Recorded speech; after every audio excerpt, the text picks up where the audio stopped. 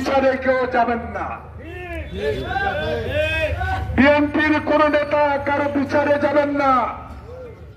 ছাত্রদল, যুবদল, আপনাদের স্বেচ্ছাসেবক দল, শ্রমিক দল, আপনাদের অপরিসীম আন্দোলন বাংলাদেশে এই মুগ্ধ খোকনের রক্তের বিনিময়ে অর্জিত হয়েছে আজকে দ্বিতীয় স্বাধীনতা। এই স্বাধীনভাবে আজকে শহীদ বেদিতে আমরা পুষ্পমাল্য অর্পণ করতে পেরেছি। কারিগণ, ছাত্র জনতা এবং তারেক রহমানের 16 বছরের আন্দোলনের এই ফল। তাই আজকে ইন্টেরিয়াম গভর্নমেন্টকে আমি শেষ বলতে চাই, দয়া করে কারো কথা শোনার প্রয়োজন নাই। অনুগ্রহ করে অবিলম্বে বাংলাদেশে নির্বাচন তফসিল ঘোষণা করেন।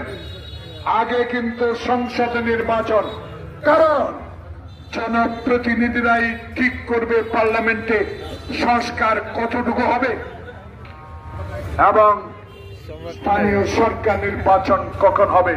তাই আপনার কাছে এই প্রত্যন্ত সেনবাগ পৌরসভার এই জেলা পরিষদের ভবন থেকে আহ্বান জানাবো, আমরা কিন্তু কষ্ট করেছি, সেই কষ্টের কারণে আজকে আপনারা ইন্টেরিয়াম গভর্নমেন্ট, ছাত্র বৈষম্য, আপনাদের প্রতি শ্রদ্ধা রেখে জানাতে চাই, বাংলাদেশে আরেকবার আওয়ামী লীগের উত্থানের প্রচেষ্টা কেউ করবেন না, তাহলে বাংলাদেশের জাতীয়তাবাদী শক্তি রুখে দাঁড়াবে ইনশাআল্লাহ।